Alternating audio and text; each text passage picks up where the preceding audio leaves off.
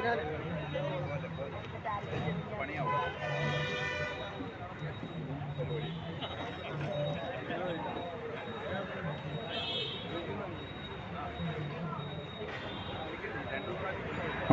عليكم ورحمة الله وبركاته.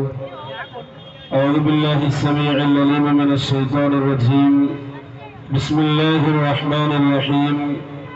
الحمد لله وكفى والصلاة والسلام على من اصطفى وعلى آله وصحبه أهل الصدق والوفاء. أما بعد.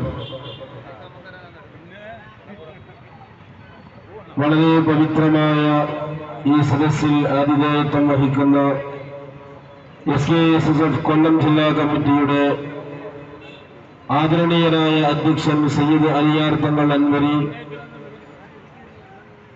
വളരെ മനോഹരമായ റിപ്പബ്ലിക് ദിനത്തിന്റെ ഈ സായാഹ്നത്തെ ഉദ്ഘാടനം ചെയ്തു തന്ന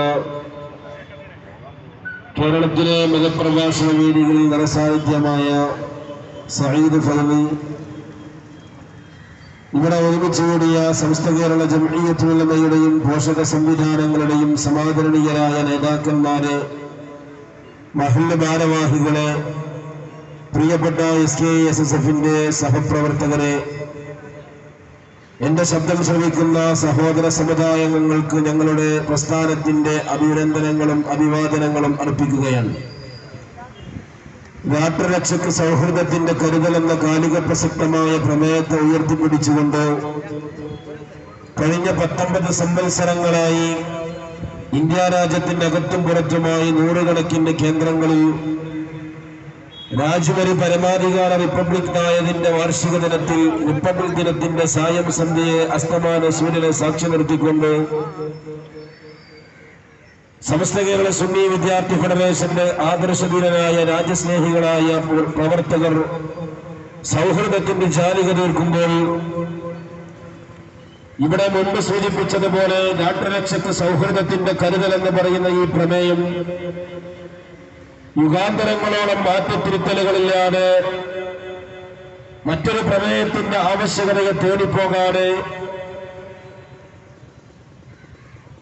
എല്ലാ കാലത്തും യോജിക്കുന്ന തരത്തിൽ മനോഹരമായി ഈ കാലഘട്ടം ആവശ്യപ്പെടുന്ന പ്രമേയമായി SKSSF മനുഷ്യജാലികയെ കൊണ്ടാടുകയാണ്. ഇന്ത്യ രാജ്യം കാശ്മീർ മുതൽ കന്യാകുമാരി വരെ നമ്മളൊന്ന് സഞ്ചരിച്ചു നോക്കിയാൽ വിവിധങ്ങളായ ഭാഷകൾ, ദേശങ്ങൾ, വ്യത്യസ്തങ്ങളായ സംസ്കാരങ്ങൾ, ജീവിത രീതികൾ, ഇതെല്ലാം ഇന്ത്യ രാജ്യത്തിന്റെ വൈവിധ്യങ്ങളാണെങ്കിൽ, പലരും പലവിധ മതക്കാരനാണെങ്കിൽ എല്ലാ മതത്തെയും എല്ലാ ദേശത്തെയും എല്ലാ സംസ്കാരത്തെയും എല്ലാ രീതിയെയും ഒരുമിച്ച് ചേർത്താൻ കഴിയുന്ന പ്ലാറ്റ്ഫോമായി, നമ്മളെല്ലാം സമീകരിക്കാൻ കഴിയുന്ന പ്ലാറ്റ്ഫോമായി ഇന്ത്യ രാജ്യത്തിന്റെ ഭരണഘടനയെ നമ്മൾ ഉയർത്തിക്കാട്ടുകയാണ്. ലോകത്ത് തുല്യതയില്ലാത്ത രൂപത്തിൽ മനോഹരമായ ഭരണഘടനയാണ് ഇന്ത്യ രാജ്യത്തിന്റെ ഭരണഘടന എന്നുള്ളത്. രാജ്യത്ത് 1947 ഇന്ത്യക്ക് നാമമാത്രമായി സ്വാതന്ത്ര്യം ലഭിച്ചുവെങ്കിലും ഈ രാജ്യത്തിനെ ഒരു പരമാധികാര റിപ്പബ്ലിക്കാക്കി മാറ്റാൻ ഭരണഘടന വളരെ അത്യന്താപേക്ഷിതമായ ഒരു കാലഘട്ടത്തിൽ ഇങ്ങനെയാണ് ഒരു ഭരണഘടനയെ നിർമ്മിക്കുക. 33 കോടിയിലധികം വരുന്ന ജനങ്ങൾ, 100-ലധികം ജാതികളും ഉപജാതികളുമായി പരന്നുകിടക്കുന്ന കാശ്മീർ മുതൽ കന്യാകുമാരി വരെ പരന്നുകിടക്കുന്ന ഈ രാജ്യത്തെ ജനങ്ങളെല്ലാം ഏകീകരിക്കാൻ കഴിയുന്ന മഹത്തായ ഒരു ഭരണഘടനയെ ഇങ്ങനെ നിർമ്മിക്കുമെന്ന് കൂലങ്കഷമായ ചെറുവിടങ്ങൾക്ക് ഭരണഘടനാ നിർമ്മാണ അസംബ്ലി സാക്ഷ്യം വഹിക്കുകയും ഭരണഘടനാ ഡ്രാഫ്റ്റിംഗ് കമ്മിറ്റിയുടെ ചെയർമാനായ ഡോക്ടർ BR അംബേദ്കറിന്റെ നേതൃത്വത്തിൽ, പണ്ഡിറ്റ് ജവഹർലാൽ നെഹ്റുവിന്റെ നേതൃത്വത്തിൽ ഇന്ത്യ രാജ്യത്ത് ജീവിച്ചിരിക്കുന്ന മഹാനവരായ രാഷ്ട്രീയ വിചിന്തകന്മാരുടെയും ഭരണപരിഷ്കർത്താക്കളുടെയും ഒക്കെ നേതൃത്വത്തിൽ മനോഹരമായ ഭരണഘടനയെ നിർമ്മിക്കപ്പെടുമ്പോ ആ ഭരണഘടനയുടെ ആമുഖത്തിൽ എങ്ങനെയാണ് ഈ ഭരണഘടന തുടങ്ങേണ്ടത് എന്ന് ചിന്തിക്കുകയാണ്. എങ്ങനെയായിരിക്കണം ഈ ഭരണഘടന തുടങ്ങേണ്ടത്? ഇന്ത്യ രാജ്യത്ത് 99% ആളുകൾ മതവിശ്വാസികളാണ്. മതവിശ്വാസികളായ ഒരു രാജ്യത്ത് മതത്തിന്റെ ദൈവത്തിന്റെ പേര് വെച്ചായിരിക്കണം ഭരണഘടന ആരംഭിക്കേണ്ടത് എന്ന് ഒരു വിഭാഗം ആളുകൾ അഭിപ്രായപ്പെട്ടപ്പോൾ BR അംബേദ്കറിനെ പോലെ, പണ്ഡിറ്റ് ജവഹർലാൽ നെഹ്റുവിനെ പോലെയുള്ള ധീരന്മാരായ രാജ്യത്തിന്റെ സ്വാതന്ത്ര്യ സമരത്തിന് വേണ്ടി അഹോരാത്രം കഷ്ടപ്പെട്ട പണ്ഡിതന്മാരായ ആളുകൾ പറയുകയുണ്ടായി, ഈ രാജ്യത്തിന്റെ ഭരണഘടനയുടെ ആമുഖം അഥവാ പ്രിയാമ്പിൾ ആരംഭിക്കേണ്ടത് ഏതെങ്കിലും ഒരു ദൈവത്തിന്റെ പേര് വെച്ചുകൊണ്ടല്ല. ഏത് ദൈവത്തിന്റെ പേരാണ് നമ്മൾ വെക്കുക? ഹിന്ദുവിന്റെ ദൈവത്തിന്റെ വെക്കാൻ കഴിയുമോ? മുസൽമാന്റെ ദൈവത്തിന്റെ വെക്കാൻ കഴിയുമോ? ക്രിസ്ത്യാനിയുടെ വെക്കാൻ കഴിയുമോ? പിന്നെ ആരുടേതാണ് വെക്കുക? നമ്മൾ ബുദ്ധനും ഹിന്ദുവും ക്രിസ്ത്യാനിയും ജൈനനും പാഴ്സിയും മതമുള്ളവരും മതമില്ലാത്തവരും ഇവിടെയുള്ള നിരീശ്വര നിർമ്മത പ്രസ്ഥാനക്കാരുടെ എല്ലാം ഒരുമിച്ചു ചേർത്തുന്ന ഒരേ ഒരു വികാരം, അത് ഇന്ത്യ എന്നുള്ളതാണ്. അതുകൊണ്ട് നമ്മുടെ ഭരണഘടനയുടെ പ്രിയാമ്പിൾ ആരംഭിക്കട്ടെ, we the people of India. നമ്മൾ ഇന്ത്യക്കാർ, നമ്മൾ വ്യത്യസ്തങ്ങളായ സംസ്കാരങ്ങളാണെങ്കിലും വ്യത്യസ്തമായ ജാതീയ ചിന്തകളുള്ള ആളുകളാണെങ്കിലും വ്യത്യസ്തമായ ആദർശവും ദാർശനികതയുള്ള ആളുകളാണെങ്കിലും നമ്മളെല്ലാം പാരസ്പര്യത്തിന്റെ ഈ പട്ടുനൂലിൽ ബന്ധിക്കുന്ന ഒരു വികാരമുണ്ട്, അത് ഇന്ത്യ എന്നുള്ളതാണ്. അതാണ് ഈ രാജ്യത്തിന്റെ പാരമ്പര്യം എന്നുള്ളത്.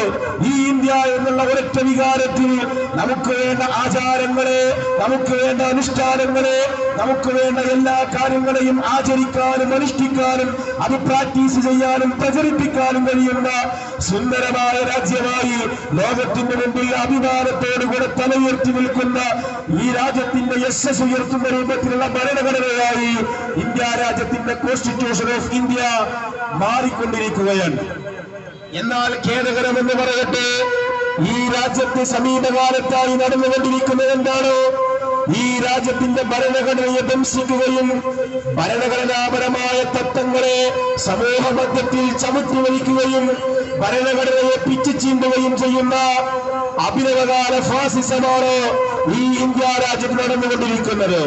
ഇന്ത്യ എന്ന് പറഞ്ഞാൽ the biggest democratic country of world, ലോകത്തിലെ ഏറ്റവും മഹിതമായ ജനാധിപത്യ രാജ്യമായ ഇന്ത്യയിൽ ഈ ഇന്ത്യ രാജ്യത്തിന്റെ ജനാധിപത്യം എന്ന് പറയുന്നത് കേവലം കടലാസ് കഷ്ണങ്ങളിൽ എഴുതി വെച്ചതല്ല, കേവലം ഭരണഘടനയിൽ മാത്രം എഴുതി വെച്ചതല്ല.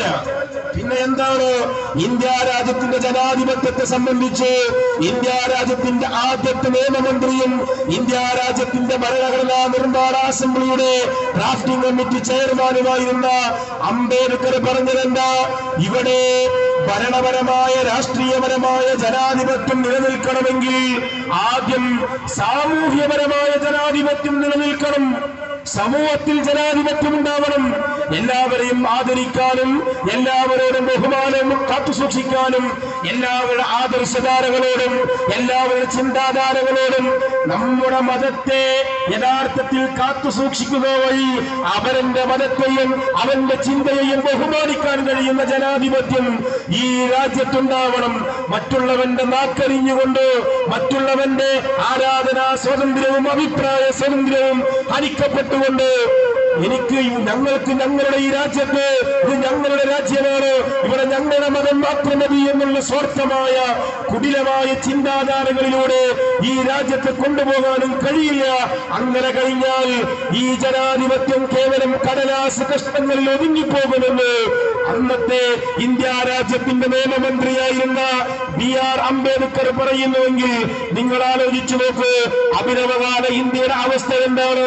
ഇവിടെ ഭരണഘടനയ്ക്ക് പകരം മനുസ്മൃതി കൊണ്ടുവരണമെന്ന് വാദിക്കുന്നവർ, ഈ ഇന്ത്യ രാജ്യത്തിന്റെ മനോഹരമായ ത്രിവർണ്ണ പതാകയ്ക്ക് പകരം കാവിക്കൊടി നാട്ടണമെന്ന് വാദിക്കുന്നവർ ഈ രാജ്യത്തിന്റെ പാരമ്പര്യത്തെ മറന്നുകൊണ്ട് തലമറന്നെന്നേക്കുകയാണ്.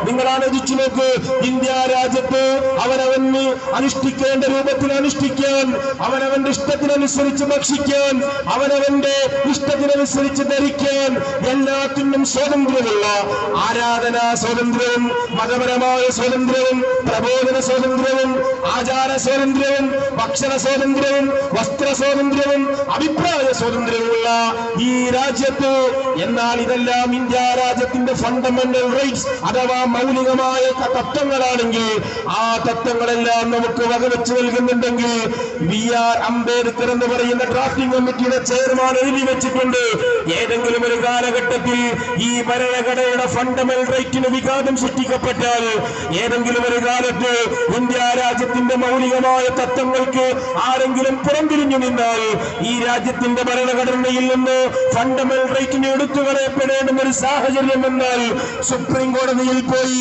ഭരണഘടനയെ ചോദ്യം ചെയ്യാനുള്ള അനുമതി പോലും ഈ രാജ്യത്തിന്റെ ജുഡീഷ്യൽ റിവ്യൂ സിസ്റ്റം എന്ന പേരിൽ രാജ്യത്തിന്റെ ജുഡീഷ്യൽ ലെജിസ്ലേറ്റീവ് അസംബ്ലിയിൽ എഴുതി വെച്ചിട്ടുണ്ടെങ്കിൽ എന്റെ പ്രിയമുള്ളവരെ, ഭരണഘടനാപരമായ അവകാശങ്ങൾ റദ്ദു ചെയ്യപ്പെടുമ്പോ അതിനെ സംരക്ഷിക്കാൻ വേണ്ടി റൈറ്റ് ടു കോൺസ്റ്റിറ്റ്യൂഷണൽ റെമഡീസ് എന്ന പേരിൽ ജുഡീഷ്യൽ റിവ്യൂ ഇവിടെ സാധ്യമാണെങ്കിൽ ഇന്ത്യ രാജ്യം എത്രത്തോളമാണ് സാമൂഹ്യപരമായ സമത്വത്തിന് പ്രാധാന്യം കൽപ്പിച്ചത് നമുക്ക് മനസ്സിലാകും. ഇന്ത്യയുടെ ഭരണഘടനയുടെ ആത്മാവും ഹൃദയവുമാണ് എന്നാണ് ഈ നിയമത്തെ അംബേദ്കർ വിശേഷിപ്പിച്ചിട്ടുള്ളത്. ഞാൻ പറഞ്ഞു വരുന്നത്, ഇന്ത്യ രാജ്യത്തിന്റെ ഭരണഘടന വിധ്വംസിക്കുന്ന രൂപത്തിൽ ഈ അഭിനവ കാലഘട്ടങ്ങളിൽ നടന്നുകൊണ്ടിരിക്കുന്നുണ്ട്. കഴിഞ്ഞ 10 വർഷത്തിനുള്ളിൽ ഇന്ത്യ രാജ്യത്ത് ഡിവൈഡ് ആൻഡ് റൂൾ എന്ന് പറഞ്ഞ ബ്രിട്ടീഷുകാരൻ പയറ്റിയ പഴകിപ്പൊളിച്ച ആശയങ്ങളെ കൃത്യമായി സമൂഹത്തിൽ നടപ്പാക്കാൻ കൊടൂരമായ രൂപത്തിലുള്ള വിധ്വംസക പ്രവർത്തനങ്ങളോടുകൂടെ ഈ രാജ്യത്ത് ഫാസിസം തയ്യാറെടുത്തുകൊണ്ടിരിക്കുമ്പോൾ മുത്തലാഖ് ബില്ല് എന്താണ് സംഭവിച്ചത്? രാജ്യത്തെ ഒരു പ്രത്യേകമായ, എന്നാൽ ഈ രാജ്യത്തിന്റെ നവനിർമ്മാണത്തിന് വേണ്ടി, നവജാഗരണത്തിന് വേണ്ടി ചെറുതല്ലാത്ത പങ്കുവഹിച്ച, അല്ലെങ്കിൽ ചിലരുടെയൊക്കെ ഭാഷയിൽ പറഞ്ഞാൽ വല്ലാത്ത രൂപത്തിൽ ചില ആളുകളൊക്കെ ഈ രാജ്യത്തിന്റെ സ്വാതന്ത്ര്യ സമരത്തിന് വേണ്ടി ഒരല്പം പോലും വിയർപ്പൊഴുക്കാത്ത കാലഘട്ടത്തിൽ ഈ രാജ്യത്തിന്റെ സ്വാതന്ത്ര്യത്തിന് വേണ്ടി സന്ധിയില്ല സമരം നടത്തിയ ഒരു വിഭാഗത്തിന്റെ, ഒരു ജനവിഭാഗത്തിന്റെ, ഒരു വിശ്വാസത്തിന്റെ ആദർശ സംഹിതയെ, ഒരു മതത്തിന്റെ നിയമത്തെ അവരുമായി ചർച്ച ചെയ്യാതെ, വിദഗ്ധരായ മുസ്ലിം പണ്ഡിതരുടെ അഭിപ്രായങ്ങൾ മാനിക്കാതെ, യാതൊരുവിധ കൂടിയാലോചനയുമില്ലാതെ ഭരണഘടനയിൽ നിഷ്കാസനം ചെയ്തു കളയുമ്പോ ഇത് ആരോടുള്ള വെല്ലുവിളിയാണ്. നിങ്ങൾ ആലോചിച്ചു നോക്ക്, ഇത് ആരെ വെല്ലുവിളിക്കുകയാണ്? ഇവിടെ സമ്പൽ ഷാഹി മസ്ജിദിന്റെ പ്രശ്നങ്ങൾ ഇപ്പോഴും അവസാനിച്ചിട്ടില്ല. എന്തായിരുന്നു സമ്പൽ ഷാഹി മസ്ജിദ് നടന്നത്? ഉത്തർപ്രദേശിലെ സമ്പൽ ജില്ലയിലെ ഷാഹി മസ്ജിദ് എന്ന് പറയുന്ന പള്ളി 1529 മുഗൾ ഭരണാധികാരിയായിരുന്ന ഹീറുദ്ദീൻ ബാബർ നിർമ്മിച്ച ഷാഹി മസ്ജിദ്. ആ ഷാഹി മസ്ജിദിൽ നൂറ്റാണ്ടുകളോളം മുസൽമാൻ നെറ്റിത്തടം വെച്ച് സുജൂദ് ചെയ്ത ആ ഷാഹി മസ്ജിദിൽ ഒരു സുപ്രഭാതത്തിൽ വന്നുകൊണ്ട് പറയുകയാണ്, ഇത് ഹരിഹർ മന്ദിരമാണ്, ഇവിടെ ദേവാലയം ഉണ്ടായിട്ടുണ്ട്, ഇവിടെ ഇതിന് മുമ്പ് ക്ഷേത്രമുണ്ടായിട്ടുണ്ട്. യാതൊരു തെളിവിന്റെയും പിന്തുണയില്ലാതെ ഒരു വിശ്വാസി സമൂഹത്തെ പരസ്പരം തമ്മിലടിപ്പിക്കാൻ, അല്ലെങ്കിൽ കൃത്യമായ വലിയ അജണ്ടകളോടുകൂടെ ഒരു വിശ്വാസി സമൂഹത്തെ ഇല്ലായ്മ ചെയ്യാൻ, അവരിൽ വർഗീയമായ വിഷബീജം ആരോപിച്ചുകൊണ്ട് അവരെ മാറ്റി നിർത്താൻ വേണ്ടി ചെയ്യുന്ന പണി നിങ്ങൾ ആലോചിച്ചു നോക്ക്. ഹർജി സമർപ്പിച്ച്, ഇവിടെ അമ്പലമാണെന്ന് ഹർജി സമർപ്പിച്ച് മണിക്കൂറുകൾക്കുള്ളിൽ പള്ളി കമ്മിറ്റിക്ക് ഒരു നോട്ടീസ് പോലും അയക്കാതെ സർവേക്ക് ഉത്തരവിടുകയാണ് കോടതി. ആർക്കു വേണ്ടിയിട്ടാണ് ഈ കോടതികൾ തുള്ളുന്നത്? ആർക്കു വേണ്ടിയിട്ടാണ് ഓശാന പാടുന്നത്? ഇന്ത്യ രാജ്യത്തിന്റെ മതേതരത്വത്തെ കാത്തു സൂക്ഷിക്കാൻ വേണ്ടി പ്രതിജ്ഞയെടുത്ത ന്യായാധിപന്മാർ പോലും ചില ഫാസിസ്റ്റ് തമ്പുരാക്കന്മാർക്ക് വേണ്ടി ചുറ്റൂരമിറക്കുമ്പോ നിങ്ങൾ ആലോചിച്ചു നോക്ക്. ആരാധനാ നിയമം പരിഗണിച്ചില്ലെന്നല്ലേ ഇവിടെ പറയുക? 1947 ഇന്ത്യ രാജ്യത്തിന് സ്വാതന്ത്ര്യം കിട്ടുമ്പോ അവിടെ ഉണ്ടായിരുന്ന പള്ളികൾ, ഈ രാജ്യത്തുണ്ടായിരുന്ന അമ്പലങ്ങൾ, ചർച്ചുകൾ, അത് ഏത് രീതിയിലാണോ പോകുന്നത് ആ രീതിയിൽ തന്നെ പോകട്ടെ എന്നുള്ള 1991 ആരാധനാലയ സംരക്ഷണ നിയമത്തെ പോലും അട്ടിമറിച്ചുകൊണ്ട് ഒരു മുന്നറിയിപ്പ് പോലുമില്ലാതെ ഇവിടെ പള്ളി സർവേ നടത്താൻ വേണ്ടി ന്യായാധിപന്മാർ ഓർഡറിടുമ്പോൾ കോടതി നിയോഗിച്ച് ആ ഓർഡർ രേഖയായി പുറത്തുവന്ന് 3 മണിക്കൂറിനുള്ളിൽ ഒരു മുന്നറിയിപ്പുമില്ലാതെ പള്ളിയിലെത്തുകയാണ്. അതും കഴിഞ്ഞ് വീണ്ടും അവിടെ പള്ളിയിൽ സർവേക്ക് വരികയാണ്. ആളുകൾ പ്രതികരിച്ചപ്പോൾ 5 യുവാക്കളുടെ ചെറുപ്പക്കാരുടെ ജീവനാണ് നഷ്ടപ്പെട്ടത്. 100-ലധികം പാവപ്പെട്ട സാധാരണക്കാരനാണ് ജീവിതത്തോട് മല്ലിട്ട് ഹോസ്പിറ്റലുകളിൽ കിടക്കുന്നത്. നിങ്ങൾ ആലോചിച്ചു നോക്ക്, എന്തെല്ലാം രൂപത്തിൽ ഏതെല്ലാം രൂപത്തിൽ വർഗീയമായ ഫാസിസം ഇവിടെ നടപ്പാക്കാൻ കഴിയുന്നുവോ അതെല്ലാം അവർ നടപ്പാക്കുകയാണ്. ഇല്ലാത്ത കള്ളക്കഥകൾ പറഞ്ഞുകൊണ്ട് പള്ളികൾ അമ്പലങ്ങളാണെന്ന് ആരോപിക്കപ്പെടുന്നു. ജഡ്ജിമാർ പോലും സംഘപരിവാർ വേദികളിൽ പോയിരിക്കുന്നു. കേരളത്തിലെ ക്ഷേത്രങ്ങളെല്ലാം സംരക്ഷിക്കപ്പെട്ടത് ഞാനാണ് എന്ന് ഒരു ജഡ്ജി പോയി പറയുകയാണ്. എവിടേക്കാണ് ഈ രാജ്യത്തിന്റെ പോക്ക്? നിങ്ങൾ ആലോചിച്ചു നോക്കൂ. വേദങ്ങളിൽ നിന്നും മനുസ്മൃതികളിൽ നിന്നും ഭരണഘടനയും പീനൽ കോഡുമെല്ലാം നടപ്പിലാക്കണമെന്ന് പറയുന്ന ഒരു അവസ്ഥ ഇന്ത്യ രാജ്യത്തിന്റെ സ്വാതന്ത്ര്യത്തിന് വേണ്ടി, ഈ രാജ്യത്തിന്റെ ഐക്യത്തിന് വേണ്ടി, ഈ രാജ്യത്തിന്റെ സൗഹാർദ്ദത്തിന് വേണ്ടിയൊക്കെ അക്ഷീണമായ പ്രയത്നം നടത്തിയ ഒരു വിഭാഗത്തെ ഈ രാജ്യത്തിൽ നിന്ന് തുടച്ചു നീക്കാൻ വേണ്ടിയിട്ട് ഈ രാജ്യത്തിന്റെ ജനാധിപത്യത്തെ കശാപ്പ് ചെയ്യുന്ന ഇത്തരം പ്രവർത്തനങ്ങളെ നമ്മൾ കരുതിയിരിക്കണം. അതിന് ഈ നാട്ടിലെ ജനാധിപത്യ വിശ്വാസികളുടെ കൂട്ടുപിടിച്ചുകൊണ്ട് ജനാധിപത്യ രൂപത്തിലെ സമരങ്ങളുമായി നമ്മൾ മുന്നോട്ട് പോകണം. UAPA പ്രകാരം ഈ രാജ്യത്ത് 24,134 പേരെ അറസ്റ്റ് ചെയ്തിട്ടുണ്ട്. ഇല്ലാത്ത കരിനിയമങ്ങൾ ഉണ്ടാക്കി പാവപ്പെട്ട മുസ്ലിം ചെറുപ്പക്കാരെ അറസ്റ്റ് ചെയ്യുകയാണ്. അതിൽ ആകെ ശിക്ഷിക്കപ്പെട്ടത് വെറും 212 പേരാണ്. ഇത് രാജ്യസഭയുടെ കണക്കാണ്. ആകെ 212 പേരാണ് ഇതിൽ ശിക്ഷിക്കപ്പെട്ടിട്ടുള്ളത്. നിങ്ങൾ ആലോചിച്ചു നോക്ക്. സ്ത്രീകളുടെ ഉന്നമനത്തിനെന്ന് വേണ്ടി പറഞ്ഞ് ഇപ്പോൾ ഏക സിവിൽ കോഡ് നടപ്പിലാക്കുകയാണ്. നാളെ മുതൽ ഉത്തരാഖണ്ഡിൽ ഏക സിവിൽ കോഡ് നടപ്പിലാക്കുകയാണത്രേ, പ്രാബല്യത്തിൽ വരികയാണത്രേ. എന്താണ് ഏക സിവിൽ കോഡ്? എന്റെ പ്രിയമുള്ള ഈ നാട്ടിലെ ജനാധിപത്യ വിശ്വാസികളെ, സഹോദരന്മാരെ, നിങ്ങളൊന്ന് ആലോചിച്ചു നോക്ക്. എന്താണ് ഏക സിവിൽ കോഡ്?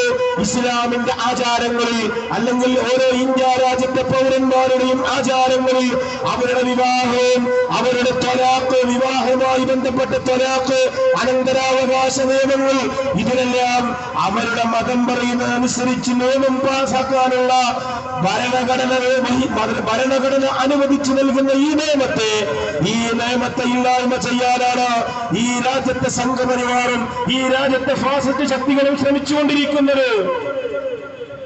സ്ത്രീകളുടെ ഉന്നമനത്തിന് വേണ്ടിയിട്ടാണെന്നാണ് പറയുന്നത്. എവിടെയാണ് സ്ത്രീകളുടെ ഉന്നമനം? ഏത് സ്ത്രീകളെ കുറിച്ചാണ് നിങ്ങൾ പറയുന്നത്? ഇന്ത്യയിലെ സ്ത്രീകളെ പറ്റിയാണ് പറയുന്നതെങ്കിൽ ഇന്ത്യ രാജ്യത്ത് ഇപ്പോൾ ഏക സിവിൽ കോഡ് നടപ്പിലാക്കേണ്ട ആവശ്യകത എന്താണ്? ഏക സിവിൽ കോഡ് പറയുന്നത് ഇന്ത്യൻ ഭരണഘടനയുടെ നിർദ്ദേശക തത്വങ്ങളിലാണ്. അഥവാ നിർദ്ദേശക തത്വങ്ങൾ എന്ന് പറഞ്ഞാൽ ഭാവിയിൽ ഈ രാജ്യത്തിന്റെ ഗവൺമെന്റിന്റെ സഹായത്തോടുകൂടെ ആലോചിച്ച് നടപ്പിലാക്കണമെങ്കിൽ നടപ്പിലാക്കാമെന്ന് പറയുന്ന നിർദ്ദേശക തത്വങ്ങളുടെ കൂട്ടത്തിലാണ് യൂണിഫോം സിവിൽ കോഡ് അല്ലെങ്കിൽ ഏക സിവിൽ കോഡ് പറയുന്നതെങ്കിൽ നിങ്ങൾ ആലോചിച്ചു നോക്ക്. ഏക സിവിൽ കോഡ് നടപ്പിലാക്കുന്നതിന് മുമ്പ് ആ നിർദ്ദേശക തത്വത്തിൽ പറയുന്ന കാര്യങ്ങൾ എന്തൊക്കെയാണ് നിർദ്ദേശക തത്വങ്ങളിൽ പറയുന്നത്?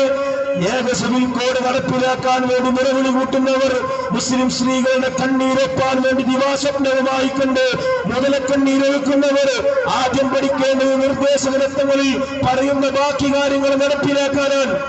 ഏതൊക്കെയാണ് ബാക്കി കാര്യങ്ങൾ? ഇന്ത്യയിലെ മുഴുവൻ പൗരന്മാർക്കും പ്രത്യേകിച്ച് സ്ത്രീകൾക്ക് നീതി ഉറപ്പാക്കണം. അതുമാത്രമല്ല, അവരുടെ ആരാധനാ സ്വാതന്ത്ര്യങ്ങളെ വകവെച്ചു കൊടുക്കണം. അതുപോലെ സാമ്പത്തികമായ സുരക്ഷ ഉറപ്പുവരുത്തണം. ഒരേ ജോലിക്ക് ഒരേ പ്രതിഫലം നൽകണം. തൊഴിൽ മേഖലകളിലെ ചൂഷണം അവസാനിപ്പിക്കണം. ദാരിദ്ര്യ നിർമ്മാർജ്ജനം ഉണ്ടാവണം. ഇതിനേക്കാളൊക്കെ വലുതാണ് രാജ്യത്തെ കേവലം 91% സ്ത്രീകളെ, മുസ്ലിം സ്ത്രീകളുടെ അവകാശത്തിന് വേണ്ടി പലിച്ചു കിടക്കുന്നത്. ഇന്ത്യയിലെ ആകെ സ്ത്രീകൾ 10%. ആ 10% മുസ്ലിം സ്ത്രീകളുള്ളത്. ഇന്ത്യയിലെ ആകെ ജനസംഖ്യയിലെ ആകെ സ്ത്രീകളിൽ 10% മാത്രമാണ് മുസ്ലിം സ്ത്രീകളുള്ളത്. ഈ മുസ്ലിം സ്ത്രീകൾ ഇവിടെ ഏതെങ്കിലും ഒരു മുസ്ലിം സ്ത്രീ അങ്ങനെ അഭിപ്രായപ്പെടുന്നുണ്ട് എന്ന് പറഞ്ഞാൽ നിങ്ങൾ ഈ രാജ്യത്തെ മുസ്ലിം സ്ത്രീകളെ സർവേ നടത്തി നോക്ക്. ആരാണ് ഇതിനെ അനുകൂലിക്കുന്നത്? ആരാണിതിനെ സപ്പോർട്ട് ചെയ്യുന്നത്? ആരാണ്? ഏതെങ്കിലും 3-4 വർഷങ്ങളുടെ അഭിപ്രായങ്ങൾ കേട്ടുകൊണ്ട് മുസ്ലിം സ്ത്രീകളുടെ കണ്ണീരൊപ്പാൻ മുതലക്കണ്ണീരുമായി വരുന്നവരോട് ഞങ്ങൾക്ക് പറയാനുള്ളത്, ഈ രാജ്യത്തിൽ നിർദ്ദേശക തത്വങ്ങളിൽ പറഞ്ഞ മറ്റു കാര്യങ്ങൾ നടപ്പിലാക്കിയിട്ട് വേണ്ടേ ഇത് നടപ്പിലാക്കാൻ. ഏതാണ് ആദ്യം നടപ്പിലാക്കേണ്ടത്? ദാരിദ്ര്യ നിർമ്മാർജ്ജനം നടക്കട്ടെ. പട്ടിണി മരണം കാരണം റൈറ്റ് ഫുഡ് ക്യാമ്പയിനിൽ നിന്നുള്ള വിവരങ്ങൾ പ്രകാരം 2015-ലും 2020-ലും ഇടയ്ക്ക് 9 സംസ്ഥാനങ്ങളിൽ നിന്നായി 99 പട്ടിണി മരണങ്ങളാണ് റിപ്പോർട്ട് ചെയ്തിട്ടുള്ളത്. ഒന്നും രണ്ടുമല്ല, 99 പട്ടിണി മരണങ്ങളാണ് റിപ്പോർട്ട് ചെയ്തിട്ടുള്ളത്. അതിൽ 33 ജാർഖണ്ഡിലാണെന്നാണ് മനസ്സിലാക്കേണ്ടത്. 2017-ലെ ദേശീയ ആരോഗ്യ സർവേ പ്രകാരം 19 കോടിയോളം ജനങ്ങൾ അത്താഴത്തിന് വകയില്ലാതെ റോഡ് സൈഡുകളിൽ, ഗല്ലികളിൽ, അരിച്ചാലുകളിൽ കിടന്നിറങ്ങുന്നുണ്ട്. ഒരു നേരത്തെ അത്താഴത്തിന് വഴിയില്ലാതെ ഈ ഇന്ത്യ രാജ്യത്ത് 19 കോടി ജനങ്ങൾ അത്താഴത്തിന് വകയില്ലാതെ വലയുന്നുണ്ട്. ഈ രാജ്യത്താണോ നിങ്ങൾ ഏക സിവിൽ കോഡ് നടപ്പിലാക്കാൻ വെമ്പൽ കൊള്ളുന്നത്? ഈ ഇന്ത്യ രാജ്യത്തിന്റെ മുന്നിലാണ് പാവപ്പെട്ട എത്രയോ മക്കൾ, 4500ഓളം കുഞ്ഞുങ്ങൾ പട്ടിണിയും പോഷകാഹാരവുമില്ലാതെ ഒരു ദിവസം മരിക്കുന്നുണ്ട്. ഈ രാജ്യത്ത് മുസ്ലിം സ്ത്രീകളുടെ കണ്ണീരൊപ്പാൻ മുതലക്കണ്ണീരുമായി വരുന്നവരെ നിങ്ങൾ കേൾക്കൂ. ഒരു ദിവസം ഈ രാജ്യത്തെ പട്ടിണി മൂലം 4500 കുട്ടികൾ പ്രതിദിനം മരിക്കുന്നുണ്ടെങ്കിൽ ഇതേ രാജ്യത്ത് എത്ര കോടികളാണ് ചെലവാക്കുന്നത്? ഈ രാജ്യത്താണ് പട്ടിണി മൂലം 37 കോടി ജനങ്ങൾ പട്ടിണി കിടക്കുന്ന, ഒരു ദിവസം 2-3 നേരം കൃത്യമായി ഭക്ഷണം കഴിക്കാൻ കഴിയാത്ത പാവപ്പെട്ട പട്ടിണി പാവങ്ങളുള്ള ജബൽപൂരിന്റെയും പകൽപൂരിന്റെയും യുപിയിലെയും ഒക്കെ തെരുവോരങ്ങളിൽ ഭിക്ഷ വരിച്ച് ആരാന്റെ വീട്ടുവഴികളിൽ ജോലി ചെയ്ത് പാവപ്പെട്ട ഒരുപാട് സഹോദരന്മാർ അരപ്പട്ടിണിയും മുഴുപ്പട്ടിണിയുമായി കിടക്കുന്ന ഈ രാജ്യത്ത് സാമ്രാജ്യത്തെ അധിപനായ ഫലസ്തീനിന്റെ മണ്ണിൽ രക്തം മണക്കുന്ന നിലച്ചാലുകളാക്കി മാറ്റിയ ഇസ്രായേലിനെ കൂട്ടുപിടിച്ച് അവർക്ക് വേണ്ട ഒത്താശ മുഴുവൻ ചെയ്യുന്ന ഡൊണാൾഡ് ട്രംപിനെ ഈ ഇന്ത്യ രാജ്യത്ത് കൊണ്ടുവരുമ്പോ ഇന്ത്യ രാജ്യത്തിന്റെ യഥാർത്ഥ അവസ്ഥ കാണാതിരിക്കാൻ വേണ്ടി മതില് കെട്ടി, കോടിക്കണക്കിന് രൂപ മതില് കെട്ടി മറച്ചത് ഈ രാജ്യത്താണ്. ഇന്ത്യ രാജ്യത്ത് 3000-ലധികം കോടി രൂപ ചെലവഴിച്ച പ്രതിമ നിർമ്മിക്കുമ്പോ 4500 കുട്ടികൾ ഇവിടെ പട്ടിണിയിലാണ്. ഏത് സിവിൽ കോഡിനെ പറ്റിയാണ് നിങ്ങൾ പറയുന്നത്? അഭിപ്രായ സ്വാതന്ത്ര്യത്തിന്റെ അവസ്ഥ എന്താണ്? മാധ്യമ സ്വാതന്ത്ര്യത്തിന്റെ അവസ്ഥ എന്താണ്? ലോകപ്രശസ്തമായ മാധ്യമ ഫ്രീഡം സർവേയാണ് വേൾഡ് പ്രസ് ഫ്രീഡം ഇൻഡെക്സ് എന്ന് പറയുന്നത്. അതിൽ ഇന്ത്യയുടെ സ്ഥാനം 159-ാമത്തെ സ്ഥാനത്താണ്. ഒന്നും രണ്ടും കണക്കല്ല, 159-ാമത്തെ സ്ഥാനത്ത് പാകിസ്ഥാൻ ഇന്ത്യയുടെ മീതെയാണ്, ബംഗ്ലാദേശ് ഇന്ത്യയുടെ മീതെയാണ്. മിലിറ്ററി ഭരിക്കുന്ന പാകിസ്ഥാൻ പോലും ഇന്ത്യയുടെ മീഡിയയാണെങ്കിൽ ഇവിടെ സത്യം പറയുന്നവന് നേരെ വധഭീഷണി മുഴക്കുന്ന, മാധ്യമ സ്വാതന്ത്ര്യത്തെ വേട്ടയാടപ്പെടുന്ന ഗൗരി ലങ്കേഷിനെ പോലെ, കൽബുർഗിയെ പോലെ, അൻസാരിയെ പോലെയുള്ള ഒരുപാട് ഈ രാജ്യത്തിന്റെ ഐക്യത്തിന് വേണ്ടി, ഈ രാജ്യത്തിന്റെ ഫാസിസത്തിനെതിരെ ശബ്ദിച്ച ഒരുപാട് മാധ്യമ പ്രവർത്തകരെ നിഷ്ഠൂരമായി കൊല ചെയ്യപ്പെടുമ്പോ ഇവിടെ യൂണിഫോം സിവിൽ കോഡ് നടപ്പിലാക്കാനാണോ തന്ത്രപ്പാട്? നിങ്ങൾ ആലോചിച്ചു നോക്ക്. ഈ രാജ്യത്തെ വർഗീയതയിലൂടെ ഈ രാജ്യത്തെ ഭിന്നിപ്പിക്കുകയാണ്. ഈ അടുത്ത കാലത്താണ് വഖഫ് ഭേദഗതി നിയമം വന്നത്. 1944-ലെ വഖഫ് ഭേദഗതി നിയമം, 1995-ലെ വഖഫ് ഭേദഗതി നിയമത്തിലെ 44-ാമത്തെ വകുപ്പ് ഭേദഗതി ചെയ്തുകൊണ്ട് വാക്കാൽ വഖഫ് ചെയ്യാൻ പറ്റില്ല എന്ന് എഴുതി വച്ചില്ല ഇവർ. കാലാകാലങ്ങളായി വഖഫ് സ്വത്തായി ആചരിച്ചു പോരുന്ന, നിസ്കരിച്ചു പോരുന്ന, ചാരിറ്റി നടത്തി പോകുന്ന ഒരുപാട് സ്വത്തുക്കൾ രേഖയില്ലാതെ കണ്ടുകെട്ടണമെന്ന് എഴുതിക്കൊണ്ട് ഈ രാജ്യത്തെ വർഗീകരമായി ധ്രുവീകരിക്കാൻ ഈ രാജ്യത്തെ ഫാസിസ്റ്റ് ശക്തികൾ മുന്നോട്ട് വന്ന് നമ്മൾ കണ്ടു. എന്താ വഖഫ് സർവേ നടത്താൻ സംസ്ഥാന സർക്കാരാണ് ഇപ്പൊ വഖഫ് സർവേ നടത്തുന്നത്. എന്നാൽ ഇനി വഖഫ് സർവേ നടത്തുന്നത് ഇവിടെ ട്രിബ്യൂണലാണ്. എന്നാൽ ഇനി ട്രിബ്യൂണൽ നടത്താൻ പാടില്ല, അത് കലക്ടർക്ക് വിട്ടുകൊടുക്കണമെന്ന് നിയമം പ്രഖ്യാപിച്ചു. വഖഫ് ട്രിബ്യൂണൽ ഒരു അംഗം ഇസ്ലാമിക പണ്ഡിതരാവണമെന്നുണ്ട്. ആ നിയമത്തെ കാറ്റിൽ പറത്തിക്കൊണ്ട് ആരെയും വഖഫ് ട്രിബ്യൂണലിലേക്ക് അള്ളാഹുവിന്റെ സ്വത്തായി മറ്റുള്ളവർ നേർച്ച ചെയ്ത, അല്ലെങ്കിൽ അള്ളാഹുവിന്റെ ആരാധനയുടെ ഭാഗമായി കണ്ടു കൊടുത്ത സ്വത്തിനെ അത് കേവലം അതിനുമായി വിശ്വാസമില്ലാത്തവരുടെ കയ്യിലേൽപ്പിക്കപ്പെട്ട അവസ്ഥ എന്താണ് നിങ്ങൾ ആലോചിച്ചു നോക്കണം. എന്നാൽ ഇന്ത്യ രാജ്യത്തിന്റെ സ്വാതന്ത്ര്യത്തിന് വേണ്ടിയിട്ട് ഒരുപാട് ബുദ്ധിമുട്ട് അനുഭവിച്ച, ഒരുപാട് പ്രയാസം അനുഭവിച്ച ഒരു വിഭാഗത്തെയാണ് ഇപ്പൊ ഈ കാണുന്ന വർഗീയ ധ്രുവീകരണം നടത്തി പരികവൽക്കരിച്ചുകൊണ്ട്, പാർശ്വവൽക്കരിച്ചുകൊണ്ട് മാറ്റി നിർത്തുന്നത്. ഇവിടെ നേരത്തെ സൂചിപ്പിച്ചതുപോലെ ഈ മുസ്ലിമീങ്ങളെ ആരാണ് ഈ രാജ്യത്തെ മുസ്ലിമീങ്ങൾ? ചിലരൊക്കെ പറയുന്നത് പോലെ വർഗീയവാദികളല്ല. ഒരു വിദ്വാൻ പറയുകയാണ്, രാജ്യത്തിന്റെ സംസ്ഥാനത്തിന്റെ പരമോന്നത പദവികളിൽ ഒന്നായ ചീഫ് വിപ്പിന്റെ പദവിയിലിരുന്ന് ഒരു നിയമസഭാ മണ്ഡലത്തിന്റെ അമരക്കാരനായി, നിയമസഭാ സാമാജികത്തിനായി നിയമസഭയിൽ ഇരുന്ന ഒരു മനുഷ്യൻ പറയുകയാണ്, ഈ രാജ്യത്തെ മുസ്ലിമീങ്ങളൊക്കെ തീവ്രവാദികളാണെന്ന്, അവരൊക്കെ പാകിസ്ഥാനിലേക്ക് പോകണമെന്ന്. ആരാ തീവ്രവാദികൾ? ഈ രാജ്യത്തിന്റെ സ്വാതന്ത്ര്യത്തിന് വേണ്ടി, ഈ രാജ്യത്തിന്റെ വൈദേശികാധിപത്യത്തിനെതിരെ ആദ്യം ഡച്ചുകാർ, പിന്നീട് പോർച്ചുഗീസുകാർ, പിന്നീട് ബ്രിട്ടീഷുകാരൊക്കെ ഇവിടെ കടന്നു വന്നപ്പോ അതിനല്ലേ സന്ധിയില്ല സമരം നടത്തിയ ഇവിടെ മുസ്ലിമീങ്ങൾ പള്ളി വേറാബുകളിൽ നിന്ന് കിതാബ് പഠിപ്പിക്കുക മാത്രമല്ല ചെയ്തത്, തഹ്രീർ എഴുതി. ആരാ തഹ്രീർ എഴുതിയത്? സയ്യിദി മഖ്ദൂം ഒന്നാമൻ സാമൂതിരി രാജാവിന് എഴുതി കൊടുത്തത് തഹ്രീർ. തുഹ്ഫത്തുൽ മുജാഹിദീൻ സയ്യിദി മഖ്ദൂം എഴുതിയവൻ. എന്താ തുഹ്ഫത്തുൽ മുജാഹിദീൻ? വൈദേശികാധിപത്യത്തിനെതിരെ സന്ധിയില്ലാ സമരം നടത്താൻ കേരളത്തിലെ മലബാറിലെ മാപ്പിളമാരെ സമരസജ്ജരാക്കി. തുഹ്ഫത്തുൽ മുജാഹിദീൻ എഴുതിയ സയ്യിദി മഖ്ദൂം, സൈഫുൽ മത്താർ എഴുതിയ മമ്പറന്തങ്ങൾ, അൽ ഖുതുബത്തുൽ ജിഹാദി എഴുതിയ ഖാദി മുഹമ്മദ്, ഇങ്ങനെ എത്രയോ ആളുകളുടെ ചരിത്രങ്ങൾ നമുക്ക് പറയാൻ കഴിയും. ഈ രാജ്യത്തിന്റെ സ്വാതന്ത്ര്യത്തിന് വേണ്ടി സന്ധിയില്ലാ സമരം നടത്തി. മഹാത്മജിക്ക് വേണ്ടിയിട്ടോ മഹാത്മാഗാന്ധിജിയോടൊപ്പം തോളോട് തോൾ ചേർന്ന് സമരം നടത്തിയ മൗലാന മുഹമ്മദ് അലി ജൗഹർ. ആരാ മുഹമ്മദ് അലി ജൗഹർ? 1930-കളിൽ ഒന്നാം അട്ടവേശ സമ്മേളനത്തിൽ പങ്കെടുക്കാൻ വേണ്ടി ലണ്ടനിൽ പോയിട്ട് അവിടെ നടത്തിയ പ്രഭാഷണമുണ്ട്. 7 നാഴിക പോലും നടക്കാൻ കഴിയാത്ത ഞാനുണ്ടല്ലോ 7000 നാഴിക താണ്ടി ഇവിടെ വന്നത് നിങ്ങളുമായി ചായ സൽക്കാരം നടത്തിയിട്ട് പോവാനല്ല. I want the substance of freedom in my hand. India രാജ്യത്തിന്റെ സ്വാതന്ത്ര്യം ഈ കൈവെള്ളയിൽ വെച്ചു തരൂ എന്ന് പറഞ്ഞ് my beloved Prophet sallallahu alaihi wasallam said, എന്റെ പ്രവാചകൻ പറഞ്ഞു എന്ന് പറഞ്ഞപ്പോ സ്റ്റോപ്പ് ദേർ, അവിടെ അവസാനിക്കണം, അവിടെ നിർത്തണം. നിന്റെ മുഹമ്മദിനെ പറ്റിയോ നിന്റെ മതത്തെ പറ്റിയോ പറയാൻ പാടില്ല എന്ന് പറഞ്ഞപ്പോൾ, if you ask about my nation, firstly, secondly and finally, I am Indian.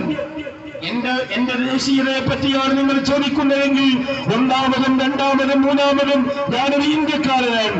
If you ask about my religion, എന്റെ മതത്തെ സംബന്ധിച്ചാണ് നിങ്ങൾ എന്നോട് ചോദിക്കുന്നതെങ്കിൽ firstly, secondly and finally I am a Muslim എന്ന് പറഞ്ഞ് ഇന്ത്യ രാജ്യത്തിന്റെ സ്വാതന്ത്ര്യം എന്റെ ഈ കൈവെള്ളയിൽ വെച്ചു തരൂ എന്ന് പറഞ്ഞു. ഇന്ത്യ രാജ്യത്ത് ഞങ്ങൾ 33 കോടി ജനങ്ങളുണ്ട്. ആ 33 കോടി ജനങ്ങൾക്ക് നിങ്ങൾ വെള്ളപ്പിശാചുകളുടെ തോക്കിന്റെ മുന്നിൽ വിരിമാറ് കാണിച്ചു തരാൻ സജ്ജമാണോ? എന്നാൽ ആ 33 കോടി ജനങ്ങളെ വെടിവെക്കാനുള്ള മനോധൈര്യവും മനക്കെട്ടിയും വെള്ളപ്പിശാചുകളായ നിങ്ങൾക്കുണ്ടെങ്കിൽ ആദ്യത്തെ വെടിയുണ്ട ഈ മുഹമ്മദിനെ മാറിടത്തിൽ പതിക്കട്ടെ എന്ന് പറഞ്ഞു ബക്കിംഗ്ഹാം കൊട്ടാരത്തിന്റെ കരിങ്കൽ ഭിത്തികളെ കിടുകിടാ വിറപ്പിച്ച് ധീരധീരം ഗർജിച്ച് ചോര ഛർദ്ദിച്ചു മരിച്ച മൗലാന മുഹമ്മദ് അലി ജൗഹറിന്റെ ഇന്ത്യയാണ് ഇന്ത്യ. ഈ ഇന്ത്യയിലാണ് ഞങ്ങൾ ജീവിക്കുക. ഞങ്ങൾ പാകിസ്ഥാനിലല്ല പോവുക, ഞങ്ങൾ ഖബറിസ്ഥാനിലാണ് പോവുക. ആ ഖബറിസ്ഥാൻ ഈ ഭാരതാംബയുടെ മണ്ണിൽ ഞങ്ങൾ കുഴിച്ചിടും. ഇന്ത്യ രാജ്യത്തിന്റെ സ്വാതന്ത്ര്യത്തിനെതിരെ ആരെങ്കിലും രംഗത്ത് വന്നാൽ ഈ രാജ്യത്തിനെതിരെ, ഇന്ത്യ രാജ്യത്തിനെതിരെ അള്ളാഹുവിന്റെ പരിശുദ്ധ റസൂൽ മുഹമ്മദ് മുസ്തഫ സല്ലല്ലാഹു അലൈഹി വസല്ലമ തങ്ങളുടെ പരിശുദ്ധമായ കഅബയും റൗളയും നിലനിൽക്കുന്ന സൗദി അറേബ്യ യുദ്ധത്തിന് വന്നാൽ പോലും ഞങ്ങൾ ഇന്ത്യ രാജ്യത്തിനൊപ്പം നിന്ന് സൗദിക്കെതിരെ പോരാടുമെന്ന് പറഞ്ഞ ഖായിദുൽ ഖൗം സയ്യിദ് ബാഫഖി തങ്ങളുടെ അനുയായികളാണ് കേരളത്തിലെ മുസ്ലിമീങ്ങൾ. ഞങ്ങൾ രാജ്യസ്നേഹമാരും പഠിപ്പിക്കേണ്ട. ഞങ്ങൾ ഈ രാജ്യത്ത് സ്നേഹവും സൗഹാർദ്ദവും കണ്ടു വളർന്നവരാണ്. ഞങ്ങൾ ഈ രാജ്യത്തെ സ്നേഹത്തിന്റെ സങ്കീർത്തനം പാടിയവരാണ്. ഈ രാജ്യത്തെ സൗഹാർദ്ദം ഞങ്ങൾ കൂട്ടിയോജിപ്പിച്ചവരാണ്.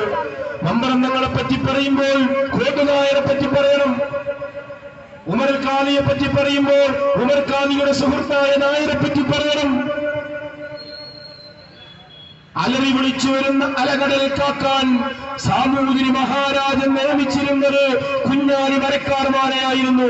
ഇതാണ് ഈ രാജ്യത്തിന്റെ സ്വാതന്ത്ര്യം. അങ്ങനെ എല്ലാവരും കൊണ്ടും കൊടുത്തും പാരസ്പര്യത്തിന്റെ പട്ടുനൂലിൽ ഈ രാജ്യത്തെ ബന്ധിപ്പിച്ചതിന്റെ തുടർചലനമാണ് നമ്മൾ ഈ കാണുന്ന സൗഹാർദ്ദാന്തരീക്ഷം. ഈ സൗഹാർദ്ദാന്തരീക്ഷത്തിനെതിരെ കത്തിവെക്കുന്നവരെ നമ്മൾ കണ്ടറിയണം. ഈ ഭരണഘടനയെ വിധ്വംസിക്കുന്നവരെ നമ്മൾ കണ്ടറിയണം. ഇവിടെ എല്ലാ മതങ്ങളും പഠിപ്പിച്ചത് സൗഹാർദ്ദമാണ്, സ്നേഹമാണ്, സാഹോദര്യമാണ്. മുസ്ലിമിനങ്ങളെ തീവ്രവാദിയാകാൻ കഴിയും. മുസ്ലിമീങ്ങൾ തീവ്രവാദികളാണോ? മുസ്ലിമീങ്ങൾ നിർബന്ധിത മതപരിവർത്തനത്തിന്റെ ആളുകളാണോ? ഒരുത്തന്റെ കഴുത്തിൽ പിടിച്ചിട്ട് നീ മുസ്ലിമാവടാ എന്ന് പറഞ്ഞാൽ അവൻ മുസ്ലിം ആവില്ല.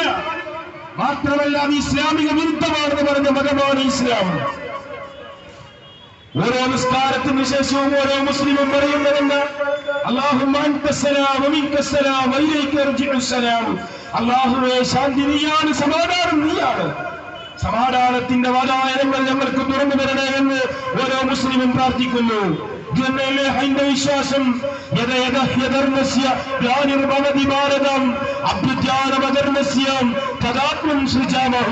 പരിത്രാണായ സാധൂനാം വിനാശായ ദുഷ്കൃതാം ധർമ്മ സംസ്ഥാപനാർത്ഥായ സംഭവാമി യുഗേ യുഗേ.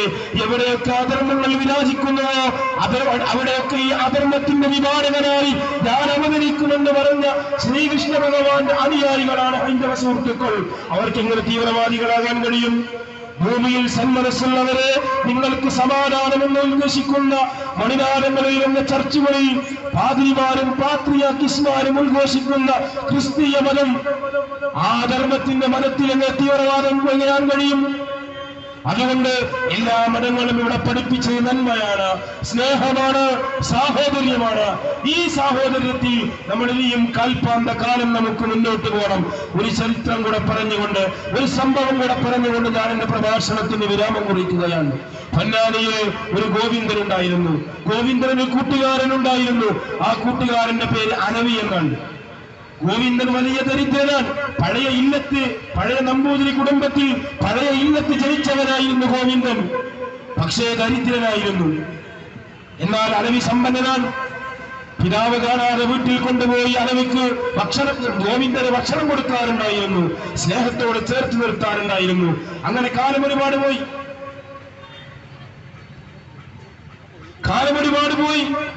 ഗോവിന്ദൻ വളർന്നു വലുതായി. ഗോവിന്ദൻ മലയാള സാഹിത്യത്തിലെ കവിതാ ലോകത്ത് മുടിച്ചൂടാൻ മന്നനായ മഹാകവിയുടെ ശ്രീ ഗോവിന്ദനായി മാറി.